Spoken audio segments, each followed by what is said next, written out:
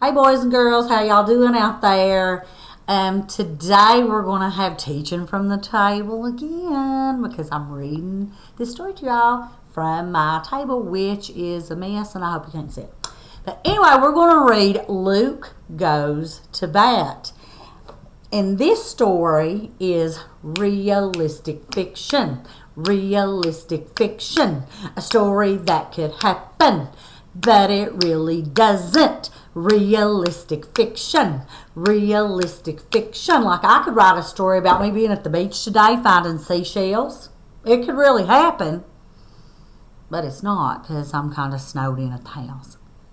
But anyway, when you write a story about something that could really happen but you just make it up, it's realistic fiction. And this story today, Luke Goes to Bat, is realistic fiction. And it's written and illustrated by Rachel Isadora. So I'll let you see it. I'm going to get my camera straight here. Okay? Rachel Isadora grew up wanting to be a ballerina. She was so shy that she wouldn't dance in front of her class until she had practiced the steps in an empty room. Later, she injured her foot and couldn't dance anymore. She decided to be an artist instead. Today, Mrs. Isadora writes and illustrates children's books about ballet, music, and baseball. So even though she couldn't do dance anymore, she still likes to write stories about it. That's kind of interesting. And this story, today's story, is called Luke Goes to Bat. Look at that title, how they have that white outlined in blue and how they make it stick out. It really just pops on the page, doesn't it? By Rachel Isadora. Let's see if I can get this situated here. So y'all can see these words a little bit more clearly. It was Brooklyn. It was summer. It was baseball. All day long, the kids on Bedford Avenue played stickball on the streets. Except for Luke. Oh, poor little Luke. When you're older, his big brother Nicky had told him. He's just a squirt, one of the other kids said, laughing. So Luke watched the games from the curb, and then he'd practice. He threw a ball against the wall next to the deli. He practiced his swing over and over again. He ran as fast as he could up and down the block. He wanted to be ready when it was his time. He kind of reminds me of the author a little bit, the way she had to keep trying and trying. You know, I think we've all probably had something in our lives that we've just had to keep trying and trying until we got better at it. Oh, and look how pretty. Look how it's kind of all, the other one was in color and this one's just in black and white. It looks almost like, I don't know, like something older or something. I love the way they do the colors there. And at night, whenever the Dodgers were playing, Luke hurried up to the roof where he could see the lights of Ebbets Field. When he heard the crowd go wild, he imagined his favorite player, Jackie Robinson, had hit a home run. Someday, Luke thought, I will hit a home run too.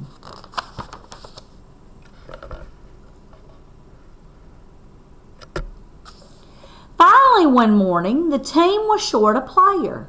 Frankie had to go to his aunt's. Who are we going to get? Hey, said Luke, what about me? Everyone was quiet. Oh, come on, said his brother. Give him a chance. We got nobody else. He better not mess up. They put him in left field. No balls came his way, so he just stood there. Look how cute. When it was his turn up at bat, Luke took a few practice swings and then he stepped up to the plate. I'll show them, Luke muttered. And the ball whizzed past. Strike one! Luke held the bat higher. Strike two! Luke was barely in position when the next ball flew past and the catcher yelled, "Out!"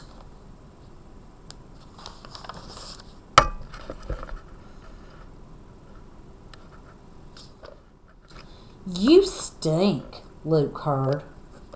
He got up to bat one more time, but he struck out again. "Sometimes it just goes that way," his brother told him. Frankie came back in the afternoon, so Luke spent the rest of the day on the curb. He was sure that they'd never let him play again, and that right there, that little part sitting up there, that's a curb. How do you think he's feeling right now? Kind of sad here. He's tried to practice and practice, and they wouldn't let him play. Grandma was in the kitchen when he got home. "I finally got a chance to play with the team," Luke told her. Grandma could tell that the game hadn't gone well. "Well, not everyone plays like Jackie Robinson all the time," she said. "Not even Jackie Robinson." Luke didn't smile. "By the way," Grandma said, "are you doing anything tomorrow night?" Luke shrugged. "Well, if you're so busy, someone else will have to go with me to the game at Ebbets Field." "What? You mean a real game?" Grandma held up 2 tickets. Oh, look what she's got in her hand there. 2 tickets. Oh, boy, his feelings have changed. He's gone from sad to being really excited, hasn't he? There's Ebbets Field. How many of you guys have been to a big baseball field before? Ebbets Field was ablaze with lights, but this time Luke didn't have to imagine the game. "Thanks for taking me, Grandma," he said. They watched the Dodgers and Phillies battle it out. The game went into extra innings, and by the time the Dodgers got up to bat, in the bottom of the 14th inning, the score was still tied 8-8 with 2 outs, and guess who got up? Jackie Robinson was up. The crowd roared. "Woo! Come on, Jackie!" Luke yelled. The pitcher threw a curveball. Jackie swung. "Strike 1," the umpire called.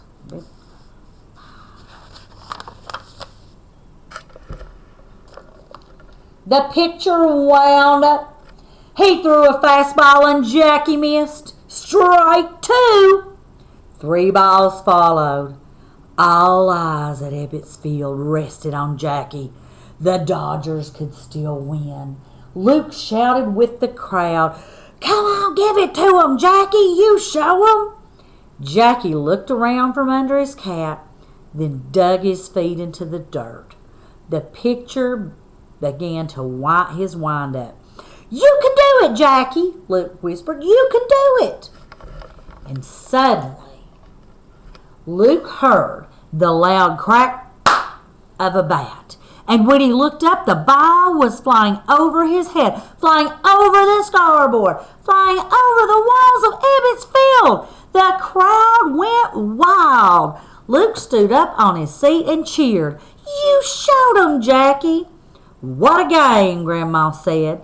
"See, you can't give up. Even Jackie Robinson's got to keep trying." Luke didn't answer. I bet he didn't answer because he realized Grandma was right. I think no matter how old or how young you are, there's just certain things that you just have to try and try and try and practice and practice. And here he is outside on the balcony that night. When Luke got home, he ran up to the roof. The lights were going out at Ebbets Field. "Come on down, it's bedtime," Nicky called. Just then Luke saw a ball lying on the ground. "Look," he said, picking it up. "Is this the home run ball that Jackie Robinson hit tonight?" "Nah, that's just some old ball a kid hit up here on the roof," Nick said, laughing. As he went downstairs, look, oh, there's that cool print again. Oh, I like that. It's so neat looking. And that's when Luke saw him. It was Jackie Robinson himself. I hit that one for you, kid. Before Luke could say a word, Jackie ran to the dugout to join the other Dodgers, but he looked back one more time.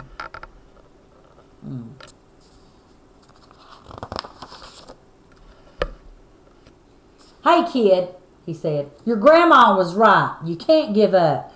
Thanks, Mr. Robinson. The final lights went out at Ebbets Field. Luke looked down at the winning ball and smiled. I won't, he whispered to himself. Look at that. Oh, I just love the way they do these pages. That's just so cool looking. And he didn't. So look, he looks like he's getting ready to hit that ball. He just had to keep practicing. That's what we all have to do sometimes. When things are hard, you just have to keep practicing. Love you guys. Hope to see you soon. Bye.